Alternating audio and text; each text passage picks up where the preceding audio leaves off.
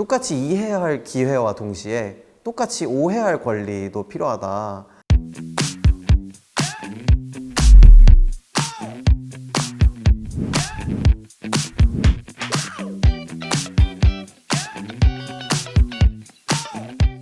한계 없는 예술가의 리얼 꿀팁 시리즈 예술이 뭐라고. 안녕하세요. 또 찾아왔습니다. 예술이 뭐라고 시즌2 사회를 맡은 배우 김유남입니다.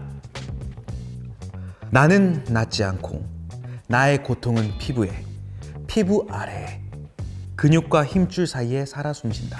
우리의 경험과 고통에는 쓸모를 벗어난 가치가 존재한다.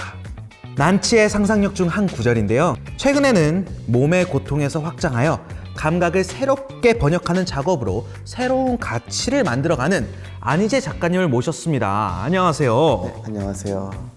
처음 뵙겠습니다. 간단히 자기소개 한 번만 부탁드리겠습니다. 네.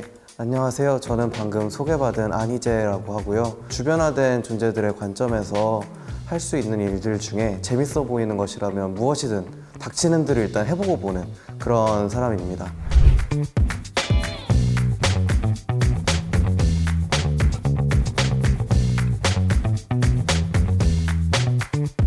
저는 그 작가분들을 보면은 하고 싶은 이야기들이 많다라고 그런 인식이 있는데요. 작가님은 어떤 말을 하고 싶으셔서 글을 쓰게 된 건가요? 크론병을 진단받고 나서 20살에 일상이 많이 바뀌었는데 이거를 어디 이야기할 곳이 없는 거예요. 사람이 할 말이 속에 쌓이고 그러면은 막 이게 터질 것 같은 느낌이 들잖아요. 답답한 거를 어떻게든 풀지 않으면 안 되겠다. 이게 가장 컸던 것 같습니다. 또 시민연극 아파도 미안하지 않습니다. 여기에 출연도 하시고 연기도 하셨어요. 연극은 어떻게 참여하게 되셨나요? 똑같은 제목의 또 책이 있는데요.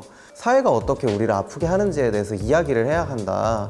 이렇게 주장을 하는 그런 책이었는데 마침 그 책의 연장선에서 연극을 한다. 그냥 아픈 사람이면 누구나 해볼 수 있다. 라고 이야기를 하는 거예요. 뭔가 새로운 방식으로 내 아픈 이야기를 해볼 수도 있지 않을까? 오디션을 보는 게 아니라 에세이를 제출을 하라. 그냥 그게 전부이길래 에세이는 내가 쓸 줄 아는 거니까 하나를 냈는데 덜컥 연락이 온 거예요. 그렇게 시작을 하게 되었던 것 같습니다. 어떤 이야기를 썼는지 조금 소개해 주실 수 있으실까요? 6명의 시민 배우가 자신의 아픔과 관련된 경험을 이야기로 풀어내는 그런 작품이었는데 그 중에서 제가 맡았던 어떤 부분은 병원에서도 이런 질병들이 얼마나 제대로 이해되지 못하고 있고 또 환자가 얼마나 이 안에서 고통을 받을 수 있는가 이런 거를 좀 보여주고 싶기도 했고 겉으로 질병이 드러나지 않으니까 통상적인 체력을 가진 비장애인 남성에게 바라는 것을 저에게 똑같이 요구받는 그런 경험이 사실 저에게는 되게 제일 힘든 경험 중에 하나였거든요. 건강한 비장애인들 사이에 있을 때도 뭔가 여기 속하지 못하는 것 같고 그렇다고 장애인권 동아리 안에 있을 때도 어딘가 속하지 못하는 것 같은 그런 소속을 못 찾는 느낌? 그런 것들을 연극에서 좀 다뤄보려고 노력을 했었던 것 같아요. 연극을 했을 때 어떠셨어요? 글이라는 건 되게 정적인 매체잖아요. 근데 연극으로 이렇게 몸으로 막 무대 위에서 아픈 연기를 하는데 내가 언제 아플지를 내가 결정할 수 있는 것 같은 느낌을 받는 거예요. 사실 이런 종류의 질병들이 무슨 증상이 언제 갑자기 튀어나올지를 알 수가 없는 게 제일 큰 불안으로 다가오는 질병들인데 그냥 제가 적어놓은 대로 할 수 있으니까 그것도 되게 해방감이 있었고 통증이라는 걸 되게 다른 방식으로 제가 받아들이게 되는 경험이라서 해방감을 되게 크게 줬던 것 같아요. 연극이 또 이제 새로운 도전이라서 뭐 어려운 점도 많았겠지만 해보길 잘했다 라고 생각했던 순간들이 있었을 것 같아요. 다들 조금씩 몸이 안 좋아지고 증상들이 생기고 그럴 때마다 그냥 자연스럽게 이 사람에게 무엇이 필요한지를 쓱 그냥 챙겨주는 거예요. 뭔가 이 안에서는 그냥 이게 특별히 신경을 써서 나오는 무언가가 아니라 그냥 당연한 일, 그냥 자연스러운 일이 되는 그런 공간을 거의 처음 겪어본 거죠. 그 점이 저는 연극이 끝나고 나서 제일 계속 생각이 나고 또 그립기도 하고 그런 것 같아요. 작가님이 쓰신 글이나 작가님을 조금 조사해 봤는데 아픈 몸에 대한 그 이야기만큼 접근성에 관한 이야기들 이런 것도 많이 하시더라고요. 그 접근성에 관심을 갖게 된 이유는 무엇 때문인가요?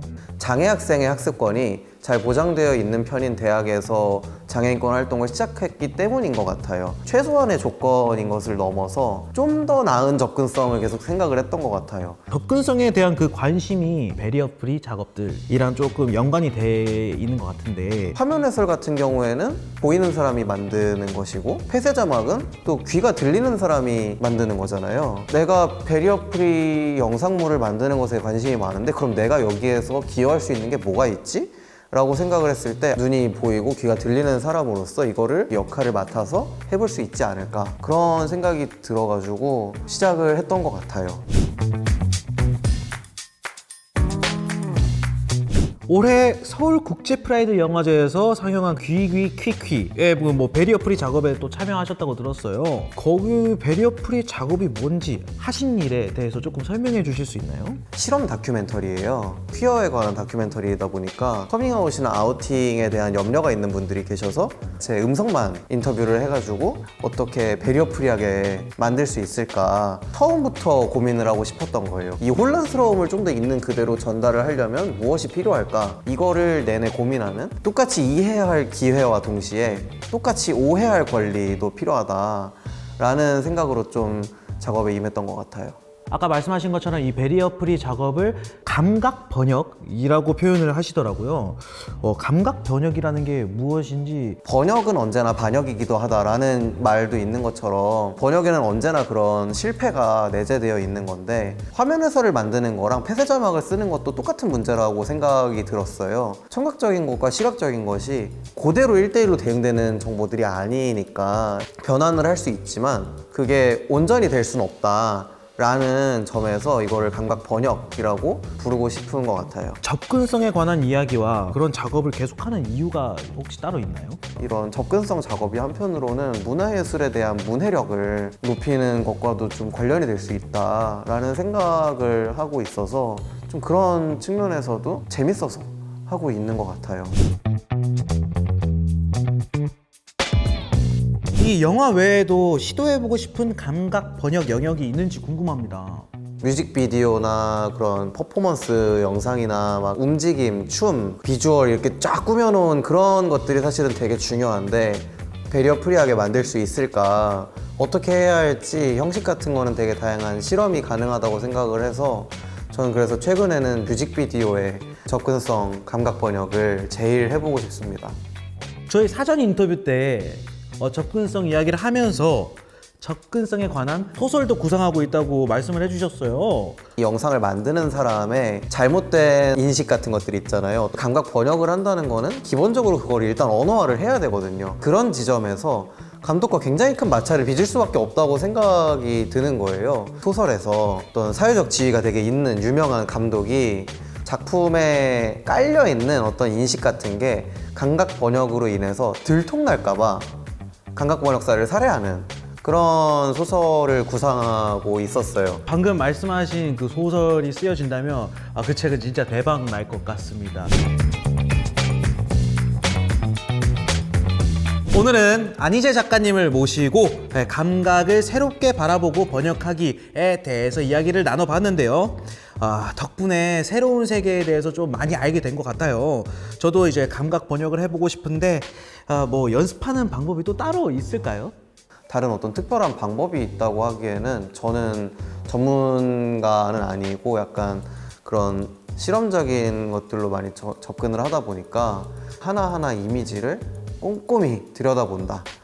이미지는 또 그렇게 순서대로 정해져 있지가 않잖아요.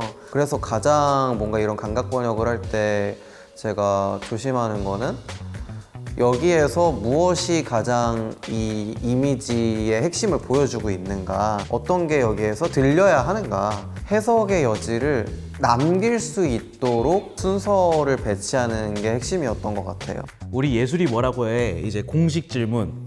오늘 함께한 소감이 어땠는지 듣고 싶어요. 함께한 소감을 5글자로 표현한다면? 흥미로워요. 흥미로워요. 작가님이 항상 일을 시작할 때 재밌어 보이는 것들에 대해서 이제 흥미를 갖고 시작하는 것 자체가 작가님을 표현한 말 같습니다. 예술을 꿈꾸는 사람, 예술을 하는 사람, 예술을 했던 사람 모두에게 도움이 됐길 바라며 예술이 뭐라고는 다음 주에 또 만나요. 작가님 같이 인사할까요? 네. 오늘은 여기서 안녕.